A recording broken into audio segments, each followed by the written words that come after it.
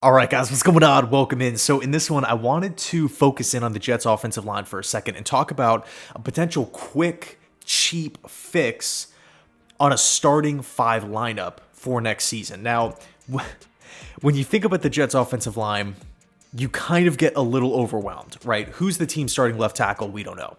Who's the team starting right tackle? We don't know. AVT's coming back, but he's coming off an Achilles, right? Laken Tomlinson plays a lot. He's super consistent, but he's owed $18 million and is performing not even like an average guard. Do we have any like consistent go-to backups?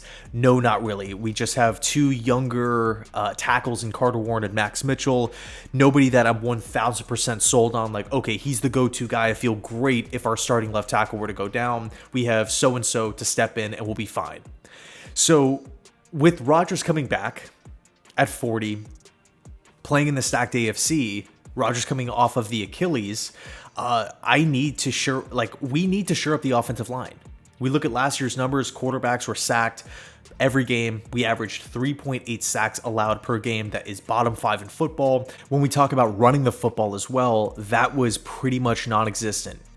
We couldn't really rely on the running game whatsoever. So again, if you're looking at free agency, if you're looking at the draft, what's the cheapest way to go about it? What's the quickest way to get the starting five out there? And by no means am I trying to figure out like a shortcut or anything like that, but just being as realistic as possible, understanding that we don't have $80 million in cap space and there's like 4 top end left tackles that are going to be hitting the free agency market, trying to look at everything realistically, knowing that we only have 1 first round pick and the 2 top guys could be off the board, that the 2 top guys that play left tackle. So I think to kind of start, when we look at the starting five last year going into next season, we really, in my opinion, can only count on 2. AVT, again, coming off an injury, and Joe Tippmann, right? Rookie second round pick from last season, who I felt like looked pretty good. He was thrown in to being the starting center rather. He played some, had to play some guard. So all of his snaps necessarily weren't at one specific position. He had to bounce around the inside because of injuries.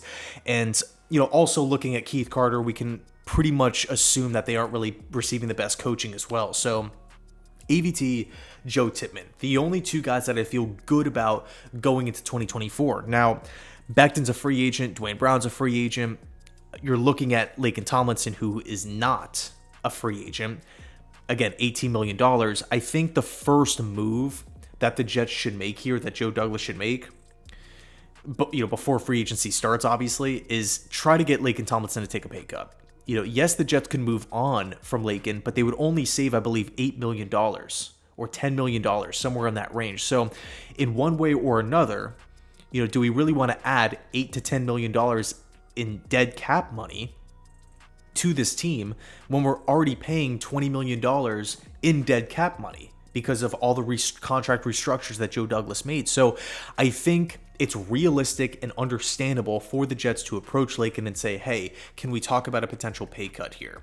Because the production is not reflective of what a top guard should be. And it's not like it was just a 1-year thing. He didn't really live up to the contract his first season when the Jets brought him in. Yes, he plays. Yes, he does not get hurt, which is really, really awesome, especially when we're talking about the Jets. But for $18 million, we need a little bit more than just somebody who can go out there and suit up.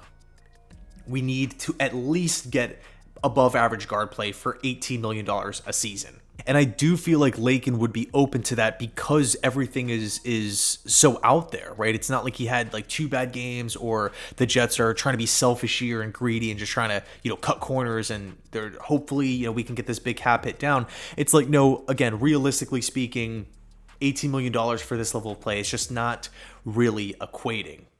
So that's the first goal, right? Try to get Laken Tomlinson to take a pay cut, because if you can lock down that left guard position with Laken Tomlinson and he's going to be out there, that's great, but you're also saving a lot of money. Again, if he accepts the pay cut. From there, I think I would try to move Elijah Vera-Tucker from right guard to left tackle. We've seen AVT play left tackle before at the NFL level, and man, did he look good. he looked like a freaking animal. When we heard Saleh talk in his exit interviews about Elijah Vera-Tucker coming back from his injury, he said that the goal is we need to lock down one position for him so he's not playing right guard one week and left guard the next, and then left tackle and then right tackle. Like, he's bouncing all around. The only position he doesn't play is center, but he's so damn good. I wouldn't be surprised if he could play center. The point is, I think we need to, if we're trying to maximize value and we have a great offensive lineman who could play multiple different areas on either side of the football, and we have the closure that he can play left tackle at a significantly high level, not saying he's a top 3 left tackle in football, but he can go out there and produce, all of a sudden we're looking at, and by the way, for financial purposes down the road, I think AVT would be open to being the team's starting left tackle compared to the team's starting right guard. So in this scenario, if Lakin wants to take a pay cut, AVT comes back from his lower body injury and is down to move over to left tackle, I think we're looking at an offensive line with AVT at LT, Lakin Tomlinson at left guard, Tippmann at center. What's going on with the right side? I think working inside out, if we take some of the money that we saved from Lakin Tomlinson's pay cut, we can invest it into right guard. Surprisingly and luckily, there's actually a lot of really, really good guards that are going to be available in free agency. To quickly go down the list of some names here, Jonah Jackson from the Detroit Lions, Andres Pete from the New Orleans Saints, Dalton Reisner, former Bronco and Viking, Connor Williams from the Miami Dolphins, Graham Glasgow from the Denver Broncos, right? We have options here. So if we're saving money at one guard spot, we can invest it in a potential right guard, another starter here. I think that would be huge, because with just simply moving positions around, or I guess one position, and asking a guy to take a pay cut, we could solve 2 offensive line issues right off the bat. And then for right tackle, we've already spent a little bit of money at right guard. We've already moved Elijah Vera-Tucker's position. Tippmann staying at center. Lakin staying at left guard. Who the heck is going to be right tackle? That's where the 10th overall pick comes into play. If we miss out on a Joe Alt, if we miss out, on Olu Fashanu, we can go get Fuaga from Oregon State. We can go get J.C. Latham from Alabama. 2 solid right tackle prospects who would fit in naturally. I mean, both of these guys have really high ceilings. Latham is a guy who I feel like has tremendous power at the position, but he's also really, really athletic. Fuaga, I mean, you just want to talk about a dominant beast. Back-to-back seasons, I think he's allowed 1 sack in 2 collegiate football seasons. I mean, he's a real deal prospect. Maybe 2 of them are on the board and the Jets want to trade down and we can, acquire a 2nd round pick. Somebody wants to come up for a quarterback, or we go get a 3rd, 4th round pick or something like that. So I think in this scenario here, we ask AVT to bounce over to left tackle and we have that position solidified. Lakin Tomlinson is going to remain at left guard and essentially would be the weakest link, assuming Tippmann continues to, up his play.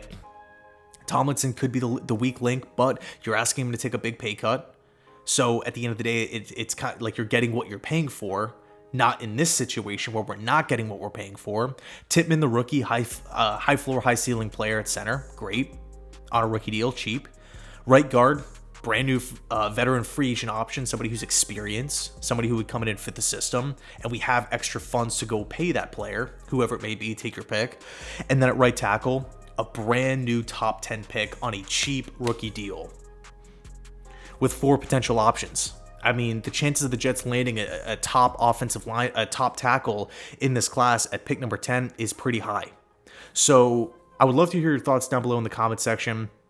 One issue with this plan here is that we didn't really talk about the depth, right? The depth is going to be interesting, whether that is through mid-round draft fines or veterans on cheap contracts. That's the route that I feel like the Jets will go down again.